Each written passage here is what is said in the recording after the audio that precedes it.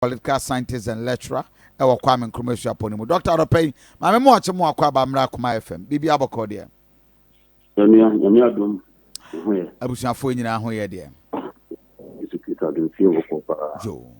Aropey yemfa nkomo ni mfiri the angle of yen mra hyebedwa yen only di nkomo utie nkomo kwa ze ilevi kra ye nyampase enti amamora ekofom Supreme Court ruling the by as a enema nyina ya standstill as a result of some political decisions bi a enkosunti bi amora ekofom tememufo na nso no elusu the interest confidence our your politicians mu where you sit and then yehu in this second term of Nana Addo Dankwa Akufo-Addo's government.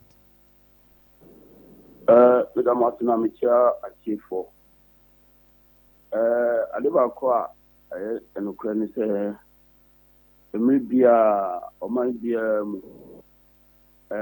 omanu mumpenifo no ena omonam emra omo Akoma FM emra no ebi free mrasebedwa free partitu na tedi asiye mampani asiye ena emra odeba no dani insise biye juma na affect omanma abrabo mampani asiye ena ohwe constitution na policies ifi eba it is omanimu antutuya no ebeye nya ebeye se kwanimu a omanma ejitu ebe dane no se na faako as you say ko na ni you say ko ni fa be a yehwe principle from a political scientific angle no the office of the president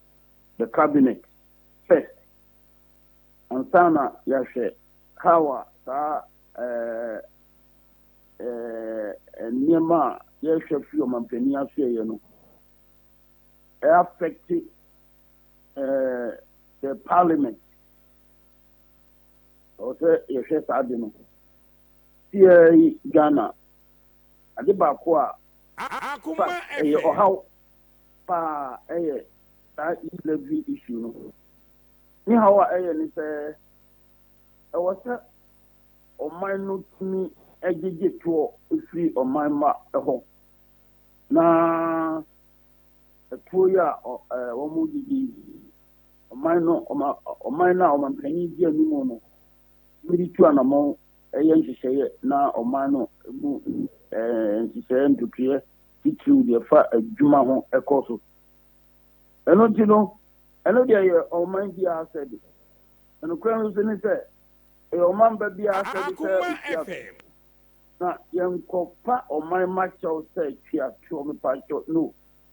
Ayense emom epo no ho hwehwe na wode ba no so no aban na wode ba no so wa sede se wode epo a ho hwehwe no efisi animu efisi akwan so the 11 issue na aban entimi tu anamon a wo se otu enya aban asede ade se odi epo hwehwe e ba be pro no o se hwehwe no Nina so bia sese enya no Akoma FM o mai ma hu se enjise nu mu no o ha wo mu a wa ade ba ko pe na na aban bi adwuma nhyɛ tumi a ɛwɔ aban mu nti no mora a wo ka se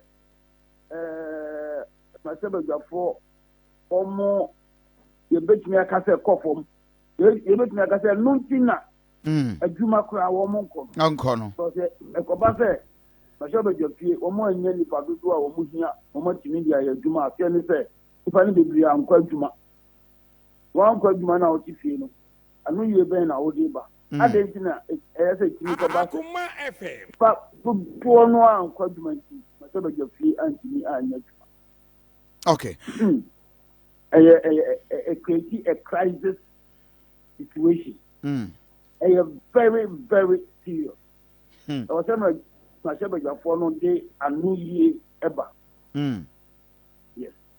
Now, Walker for CNN script. No, Doctor, may kind way at the manner maybe say, can we have that in Ghana? Enra on CNN or say as US, I tell for more and more share Facebook page, as US oil and gasoline price skyrocket. Politicians in both parties have called for a seemingly easy solution: drill our way out of the problem to ease prices at the pump and supply additional energy to Europe. Assad Enra now a liter of fuel over US a 5 cedi 59 peso, $5 to 59 cents, and oko diesel so that is the plus and Ghana and Quebec be a share plus those ones, and also a 5 cedi 79 $5.79. Now the interesting caption I made then is a politician from both sides providing solutions as to how fuel kosro as a result of the Russia-Ukraine invasion and then the kosro nintino. Woman carbon and Ghana because the NDC MPP collectively have come to the table discussing how US are buying bit metumpong. Doctor, the Ben Ghana, you bet 2 something pence when say, and Yama bo kosro, Yama ek kabum, your dollar and check, baby, hit 8, fuel 8, echo coming together to championing interest of Ghana. You bet me draw. After what you say, Area Hooker say, I was set yen nanka other countries. Nika yen before. I was say yen yeho enanka amamaya aka a woman before no eba besia. If you say amamua yam penning for a dear Juma Fitini no woman twaba. No woman twaba. That's majoritarian Akoma FM. It's free Europe and about Africa. Yam penning for our indigenous political system. Woman twaba. And for now war and no you or him via. And you or him here. The nipa me enu me nfa ena mpanifo do mo ba say yenyi mu ba ko yemfa no ntia konwa so a mpanifo na wa himfie no ebi go di ebia chi enu ti no kunya to use the word the idea of different political understanding and persuasion. Yes, means no political party, but samre na ye you or hinu Omo ejina akuakuo to set political party. At that time, they were my friend some movements are omudi omampenino. You ye pet, and if you be or you be no, as you who free and Tiasia or co mumra no ye or hino. If he's amra no corner, you ma odi na no, set a babua minum coso. Don't Asemba no can and yet from a partisan angle. That should be our legacy. This is who we are. Oh, and you know, you call your parliament now you and Yama Ehuya. Yeah, Gina, Namano coding a bus society move. Nipa no do noa no a womo kiri se womo dom amanyuko A or B bi amanyuko no befa bia asem no twasumu hwa no omugina development Akoma FM naturally Ghanaian and yet African but the ben ye bedru ho leadership first leadership at the office of the president. Okay. Leadership in the parliament.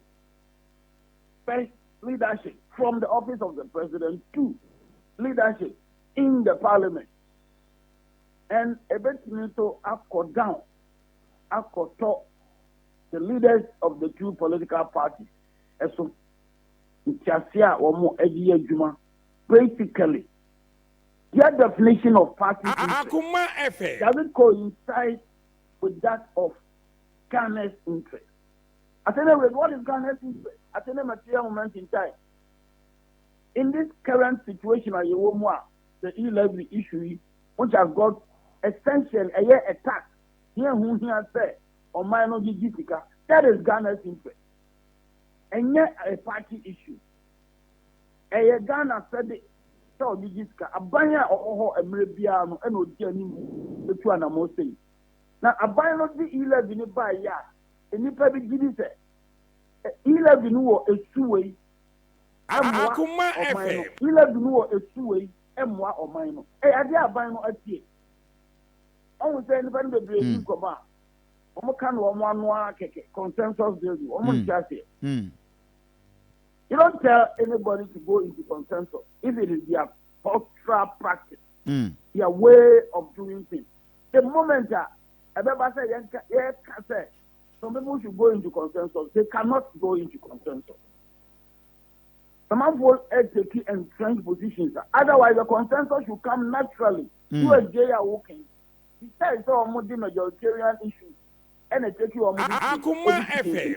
And Mrano, Omu, and Yama, a betini, aha, or bino, Eddie or Mino, a platform.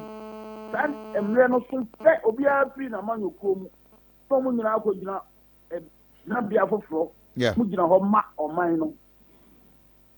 Informing yes, sir, simply because you're too barrier.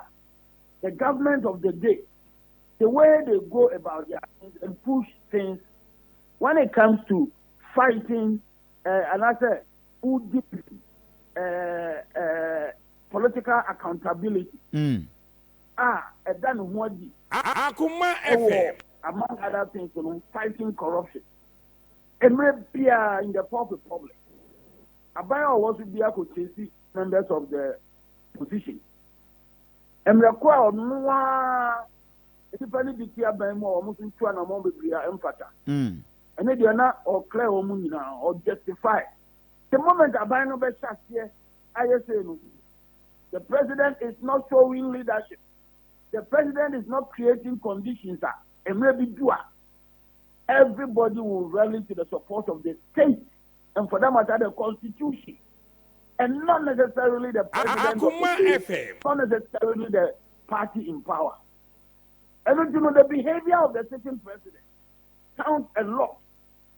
And on my no mano, everything I come together, form consensus, support the state when it matters. But we have not had that leader so far. In the Fourth Republic. Are you saying, sir, Nana Addo Dankwa Akufo-Addo as the president of the republic, on show leadership as the president? Are Ghana phobit already along with him? You will move on, man. You see, one is zero in specifically to a particular. Akoma FM. Yeah, but we have no choice so because for generally. Yeah, in the Fourth Republic, yes, but Doctor, I'm not responding to what the question you asked. May I say, but I'm saying that in the Fourth Republic. Okay. Okay. May not be dear. Bema or my ma a do maybe a who said a mere be or saying I sorry. They say a couple moons so you sacrifice it. It does not happen in the Fourth Republic. I am compared to zero in the specific. If it's a penny or on a and if there's anything at all, you maybe say, are we seeing that? And that you allow callers to do their own analysis and their own calculation. And to your listeners now for me, okay, on such a specific issue. Okay, and to your for 80 and pay one who said, are we seeing that leadership? Say the president a move Ghana for along our dear name movement. Therefore, wait me a Johnny now or comment Eddie. But Doctor, you know, only yesterday, sometime last year, the issue of a Montpellier Contour, Itina or the private Akoma FM, a hoka by the second. Aye. Now, Obeka said, grow. Yeah. I found it good and said, and then just last year, let me pay a while by Moon Ghana Tika some year. Now, just this year, we are in March. All of a sudden, Ghana took a year. I feel almost all the commercial plane. Ali, for the first time. It doesn't set a good example. Okay. It doesn't set a good example. When you now know Kambomwa in the Fourth Republic, we have not seen that type of leadership now. Yeah, we know. Akoma FM. Akoma FM. Doctor, my remember these happenings at the time I been wa bemu. MPP aban wa bemu now almost polling station, election at Santaban table. All things that we are seeing, polling station. The emphasis is a polling station. The list of all the elections. Nisusan's what any say. Nadia na catch rain. And I've grown a shot here, Eba. A shot here free. Tani pana omu you omu. Almost omu unipanum at the polling station via mu. Now, Oko, constituency via mu. Akoma FM. Ibinum polling stations over 500. You know, mu unipanum. A tiny panum. And a baby you call them penny for you now. And the tiny panum ya omu ya polling station via. Omani the via kingmakers. Womu enna omu kura timia yet to abayim penny for. You can say power belongs to the people. In the party, power does not belong to every member. Power belongs to these polling station officers. Yes, said that you woman. A honor to Pano, as I said. Akoma FM. Say, oh, a quorum. Now, one in the floor, so Chinabi, Pepper and Twabama. Now, I won't yes, sir. About what I'm motoring. Woman, objective values, principles, so natural. Now, it's subjective. And you know, one more to Abano. As I said, Oyo Obia, why not just over to Abama Amache? As I said, Oyo Obia, Amache, the person here, a constituency chairman. Akoma As FM. I said, Oyo Obia, Mneno Kojim Koboko, and Twabamamia Obeti. I want that ahead of time. I'm not interested in rational individuals who do their own rational analysis of Amache's candidates and vote for me or vote against me. Okay. No. People will be so to say, on winning, he will not think. She will not think. She will simply vote for me.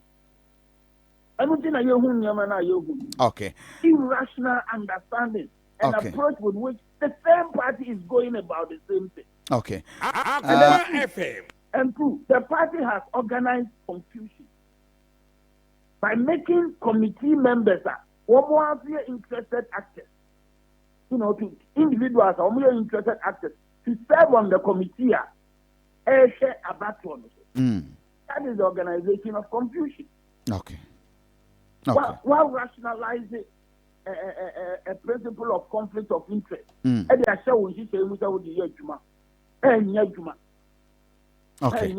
principle is turned upside down.